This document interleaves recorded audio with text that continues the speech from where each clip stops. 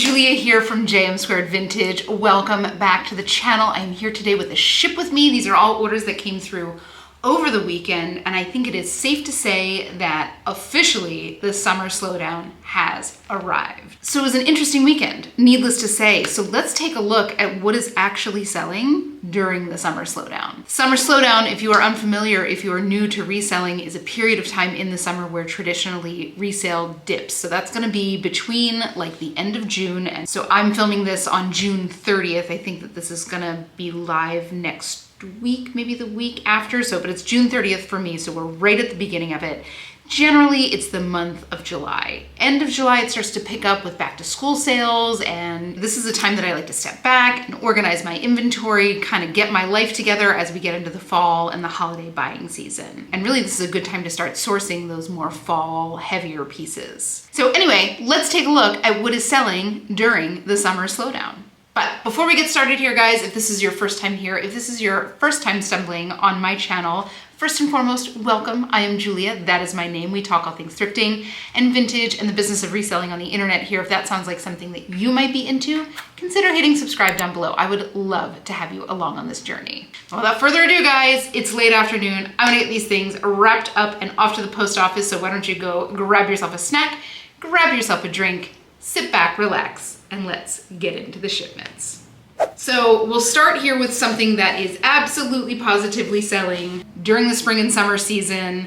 This is a little white dress. Now this one is from Show Me Your Muumuu, one of my favorite little cocktail dress brands to pick up, especially something like this. Little white dresses during wedding season. Like, there are so many events these days for weddings, engagement parties, bachelorette parties, bridal showers. You know, people will wear little white dresses when they go shopping for their wedding dress. Like, that people are going all out with wearing white during their wedding season. So these kind of things, anything that you find that is pure white or like off-white, something like this is like an off-white, I would make sure that you're listing this with bridal, bachelorette, bridal era, you know, bachelorette party, use all those bridal keywords, because it does move stuff like this pretty quickly. And I sometimes even do this with white shirts, white skirts, because, you know, not every event is a cocktail dress event, right? Maybe you're going out bridal dress shopping and you're just wearing jeans, but you want a white shirt. Now, this is the kind of stuff that I will source all year, because there's lots of different events that people wear white for. Just also,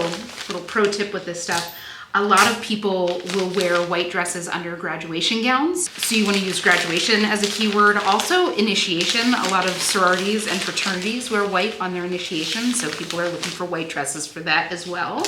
But I'll source these all year round, but I really start looking for them in like late winter, because I know that that spring and summer wedding season is upon us. Especially from brands like Show Me Your Muumuu that have a good foothold in like the young contemporary world. This is a good mix to have. So anyway, I had this listed for just under 1 month, had it listed for $48, got an offer for $45, which I did accept, with a $2 cost at the bins. This brought me to a profit of $34, and this was a sale over on Poshmark. So hope she loves it. Very, very cute little dress. Perfect little white dress.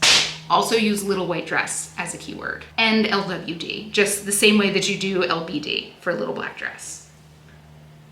Next up, this is maybe the cutest little crochet question mark. I'm learning, guys, I swear.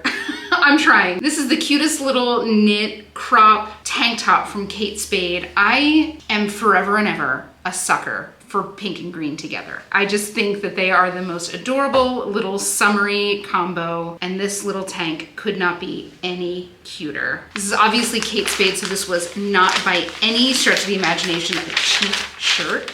Kate Spade stuff does sell very, very well for me. I do not find a lot of it, but every piece I've ever had has sold pretty quickly and for a dang good price for what it is. But this, I mean, this little shirt was so cute, I would have picked this up from a no-name brand just because of the style. The fact that it had a good brand attached to it was kind of gravy. I'm gonna guess that this was bought because of the style, not necessarily because of the name as well. All right, so I had this listed for just under 1 month, and I had it listed for $45, and I got an offer for $35, which I did accept. And with a $2 cost at the bins, this brought me to a profit of $26 even, and this was a sale over on Poshmark as well. So I hope she loves that top. It's just so, so, so cute. Next up, it's funny, we were just talking about this on one of my hauls. These are Eileen Fisher. I think I was actually talking about it in reference to these pants. These were a very, very quick sale. These are a size extra small linen pants in Eileen Fisher. Now, I source this stuff from the bins, so it is usually a pretty easy bet for me to make. So I understand if you are outsourcing and you're looking at paying $8, $9 for something like this. That is maybe not a risk that I would take, but just because Eileen Fisher doesn't sell for, a normal percentage of its retail price, because these were probably like $300. Eileen Fisher is so expensive. But just because they don't sell for, $60, $70 doesn't mean you should leave this kind of stuff behind. I love being able to sell extremely high quality stuff at a good price.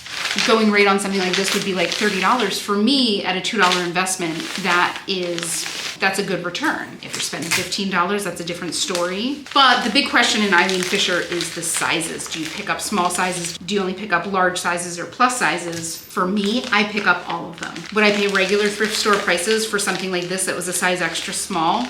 I don't know. I would think about it. But at the bins, I'm gonna pick this stuff up in any size all the time.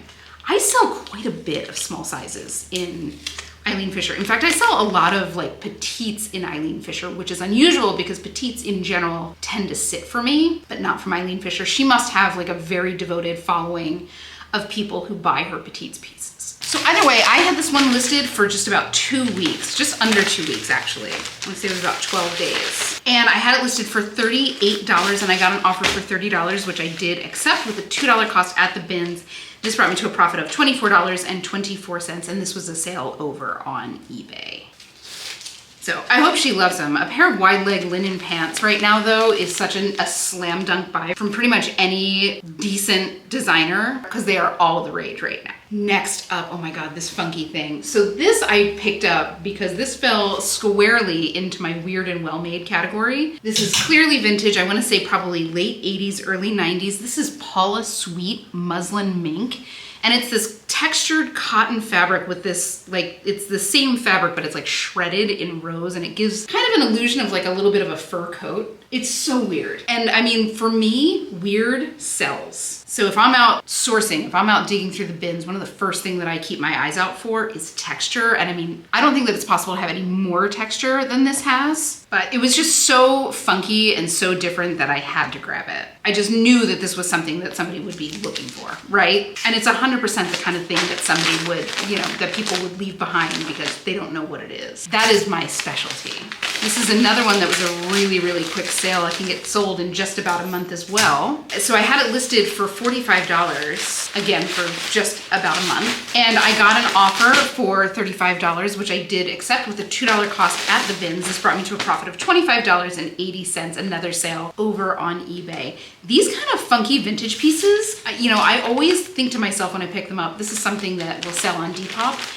And I'll tell you, my kind of funky vintage sales have been really, really good over on eBay. So just another reason to be cross-listing if you're not yet, guys. Cross-list. I know it's intimidating. I promise it's worth the time. I promise it's worth the time. Next up, now this is from Daydreamer. So I actually bought this for myself. This is new with tags. I bought this for myself and because obviously I'm a David Bowie fan. I feel like that surprises absolutely nobody. I absolutely adore him.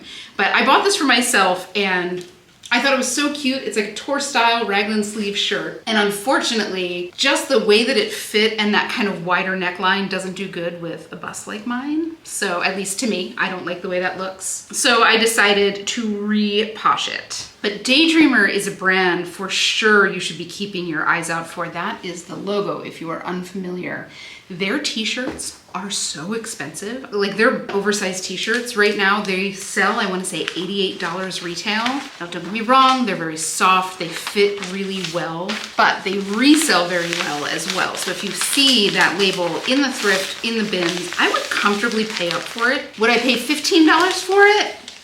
Maybe. Actually, maybe. Some of the short sleeve t-shirts, the oversized short sleeve t-shirts will go for like 40, 50 bucks. Something like this is a little bit more specific in the buyer, with it being long sleeve, a slimmer fit, etc. Probably not. So if you're seeing it and it's priced up, I would just do like a quick comp of exactly the shirt that you're looking at. But it's definitely a maybe while you're out shopping. Either way, this one I had listed for about 3 days. So just to give you an idea of how fast Daydreamer stuff sells. And I had it listed for $35 and I got an offer for $30, which is basically what I paid for it. I bought this on Poshmark as well. So there was really no profit, but this was a sale over on Poshmark, so no harm, no foul. And I hope she loves it. I really wanted to love this. Alas, did not work for me. Really hope it works for her. Next up, now this is an interesting one and I've gotten some conflicting opinions on this. This is from Denim and Supply by Ralph Lauren. And this is a defunct brand under the Ralph Lauren family. Their stuff sells very, very well for me. It's a beautiful textured cotton shirt. I have a long tunic, it's a size extra large. This is like everything that I look for in a Denim and Supply shirt. Interesting textile, good like larger size. I think this brand just has a lot of fans and it's one of those things where there's just simply a finite supply of them on the planet. So let me know, is this a brand that you guys pick up? If you do pick it up, are you picking it up at the bins only or will you pick this up in a regular thrift store? I'm so interested because I will in general, especially something like this, pick this up in both situations. Would I pay $15 for it? Absolutely not. But will I pay $5, $6 for a Denim and Supply shirt that's textured cotton, large size?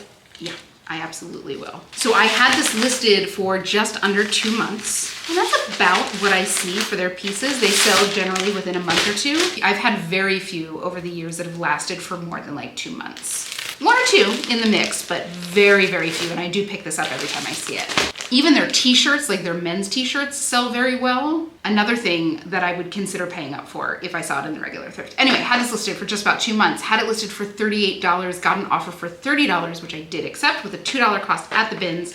This brought me to a profit of $24.24, and this was a sale over on eBay. Also to note, while I was entering all this information in my spreadsheet, I did notice that every single Denim and Supply piece that I've sold in the past year has sold on eBay.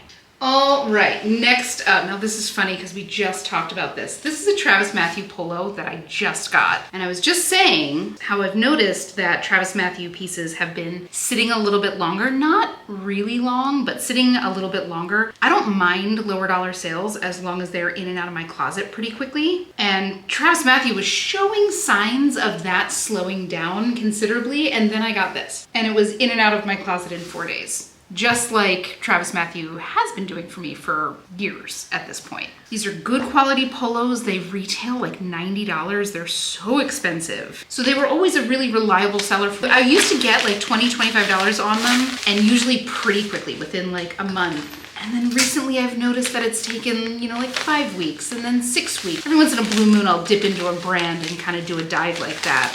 In my spreadsheet, in my data. And this was giving me all the signs of slowing down, but then again, I don't know if it's an anomaly. I don't know if it was just like the right color, the right size, but I'm still going to advise caution when it comes to picking up at least like the polos. The more significant pieces, the jackets, etc., are a bit of a different conversation, but the polos in general, that's by far what I see the most of. But this one I had listed again just for 4 days, which is, you know, what it was for a while.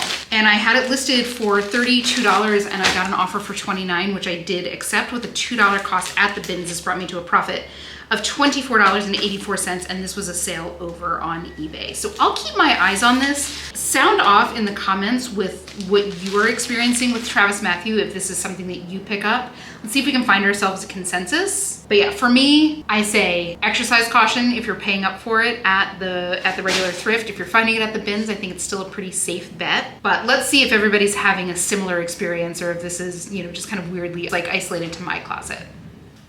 Next up, now this is something I knew would sell pretty quickly. This is LLBAN. This is just a classic lightweight windbreaker anorak. If I could describe LLBAN visually, this is the definition of LLBAN. The colors, the little webbed ribbon detail. When I think of LLBAN, it is this color palette, it is this look. And I know some of you guys are up in New England, so do definitely pick up the LLBAN pieces that you see. I mean, it's not a super expensive store, so like if you're in the market for something like this and you want to buy new, LLBAN stuff is ridiculously good quality for the price. But that's also part of the reason that it resells well, because the quality is so well. Now, am I going to get as much for this as I would for this a similar Arc'teryx jacket? Absolutely not. But it's good quality. It's going to sell quick. It's a brand that people know. The brand sells itself. So I'm always excited when I find it. I do not find a lot of LLBAN out here at all, in any way, shape, or form, which I'm not super surprised about. This is like beach land, but Gorpcore is still a thing all over this country. So this one I had listed for about $35. It retails, just to give you an idea of like their retail pricing, this jacket itself retailed for about $60. So I had this listed for $35 and got an offer for $30 within 1 day of listing. So again, not at all surprised at how fast this sold. So with a $2 cost at the bins, this brought me to a profit of $22 even, and this was a sale over on Poshmark. So I hope they love it. Again, this is the kind of thing that will never not be in style, and that is saying something in the outdoors world. I messed up. So this sweater, and I could not feel worse. This is a vintage Obermeyer ski sweater, and it is epic. Late 80s, early 90s, pretty flawless condition wool blend ski sweater. So I found this and I'm super excited about it because I love finding vintage ski pieces. They are few and far between here for obvious reasons, but I mean, I snapped it up so fast. So I showed this on a haul, and I guess I had published the listing before the haul went out, and my mother-in-law reached out to me, who is a skier. She skied for many, many, many years and loves Obermeyer stuff. And she's like, is there any chance I could buy that sweater from you? I'm like, you don't buy anything from me. And she was just like, let me give you something for it. I'm like, absolutely not. You most certainly will not do that. If you want it, it's yours. I'm like, if you ever get bored of it, just send it back to me and I'll sell it. And I forgot to pull it off of Vendoo, and it sold. And it didn't just sell, it sold on eBay, where you can't really cancel without getting dinged. I feel awful. Of course, it's not something that you can go out and find another, you know, like, of course. But if something is for sale somewhere on this planet, I will find it. That is like one of my core skills. I can find anything for sale. So I might not be able to find this exact one, but I will find another fabulous vintage Obermeyer ski sweater. Mark my words. That being said, for you guys, if you ever see vintage ski sweaters, guys, pick them up. Apparently they sell in like 3 days in the dead of summer. So here we are. But seriously, like, of all things to sell quickly, that's a Murphy's Law moment right there. Luckily, I'm constantly thrifting, and I constantly have my eyes out for stuff like this. So once again, we'll find another. So anyway, I had this listed for $42, and it popped through as a full price sale, of course. But that sold within a few days. With the $2 cost of the bins, this brought me to a profit of $34.94. And just putting out a humble plea, if anybody has this sweater sitting in their closet in a size medium, let a girl know. You've got a buyer. Okay. Next up, now this was an interesting one. This is from COS, which is a brand I generally like to pick up, but this one had like very little interest in it. And I think it's because it didn't photograph very well. It looked kind of weird and lumpy, but the whole kind of shtick on this is that it's that like bouncy knit. So it kind of stretches out a little bit. Really, really tough to photograph. Anyway, COS is, I think they're owned by the same company as H&M, just like Zara and, you know, Massimo Dutti are both under Inditex. But they're pretty high-end, minimalist style, really beautiful quality stuff. So if you see the label, for sure pick it up. That's the label there. It's really tiny and really subtle, so easy to miss. But I just thought this was so cool. And I will pick up COS anytime I see it. Would I pay up for it in a thrift store? Depends on what it is. I was just back east, and my mom and I went thrifting while I was there, of course, as we always do. And in the one thrift store that we went to, and I think it was a Goodwill, COS was one of the brands that they had really like marked up, which is interesting to me because I got a Burberry polo that was not marked up. So just the logic was not there for me. So I had this one listed at $32 for about 4 months. And I got an offer for $20. It was during the closet clear out that I did on Friday. Do you guys do closet clear outs? I'm very interested. I hear very mixed reports on them, and some people do them every week and they swear by them. I do them every once in a blue moon. Like, I knew that this was probably gonna be a slower weekend, so I did one. I don't love doing them. I feel that they can kind of get confusing with offers, and you know, people will come back and say, well, you offered me this, but you know, whatever. It can get confusing. But I do keep them in my back pocket for, you know, weekends that I think are gonna be slow. But let me know, do you do them? Do you not do them? Do you hate them? Do you love them? Do you wait to shop them? I'm interested. Let's get some data around that. Next up, this is a cute little dress from Sundry. Now, Sundry is a brand that's sold at Anthropologie. It's very, very expensive. This is just a little like slub t-shirt dress. So something I can easily see somebody wearing with like a cute pair of like white sneakers. But Sundry is a brand you should keep your eyes out for. It is so expensive. My best friend got the cutest shirt from Sundry, and I want to say it was just like a popover green and white striped shirt from Anthropologie last year. It was like $158. And their stuff is lovely. I have a couple of their like t-shirt pieces myself that of course I thrifted. I got them at the bins, but they're really nice, and they're some of my favorite like lounging around the house t-shirts. I'm such a sucker for like a soft t-shirt. I hate that the new style are these kind of like stiffer, heavy GSM t-shirts, because your girl is about comfort. Either way, I had this listed for about 8 months, and I had it listed a little bit higher. I know I've dropped the price on this, but ultimately at the time of sale, I had it listed for $32 and I got an offer for $22. I was ready to move this on. With a $1 cost at the bins, this brought me to a profit of $16.60, and this was a sale over on Poshmark. So I hope she loves it. This is a perfect little summer casual dress. And finally, this was an exciting find. This is from Sandro Paris. That's the label you're looking for right there. For sure, a brand I would consider paying up for. This is very, very, very high end. I want to say that this shirt retailed like $295 roundabout. To me, this just gives, you know, Japanese minimalist goes to a luau, which I kind of live for, right? Like it's kind of fun and festive, but it's still very neutral and very minimalist. But I had never found it before, so I was very excited to find it. And sold comps for this were kind of all over the place. There were some in the hundreds, there were some in the 20s. So I was not sure what I was gonna get for this. But either way, a brand to be very comfortable paying up for, especially if you find the more like significant pieces. If you find a jacket, I mean, they'll go into the hundreds. So either way, I had this listed for about 1 month, and I had it listed for $65, and I got an offer for $50, which I did accept. So with the $2 cost at the bins, this brought me to a profit of $38. Even this was a sale over on Poshmark. So that is it, guys. That is the shipment for today. Again, kind of a slow weekend. We are in the throes of that summer slowdown, so let's knuckle down, get our stuff organized, start making a plan for our death piles, really start organizing for the fall, for the back to school, fall and winter shopping season. But remember, stay steady, keep your placement in the algorithm up. This is all very important when the shoppers come back and start buying. So, but guys, thank you so much for hanging with me while I literally get my work done. I always appreciate having somebody to yak with and nerd out about some of these things are, and like share in my guilt about that sweater. But if you had fun, guys, please consider leaving a like or a comment on this video. Of course, don't forget to hit subscribe. I would love to have you along on this journey. But without further ado, guys, I hope you have the most beautiful weekend. Happy hunting, stay cool, and I will see you all in the next one.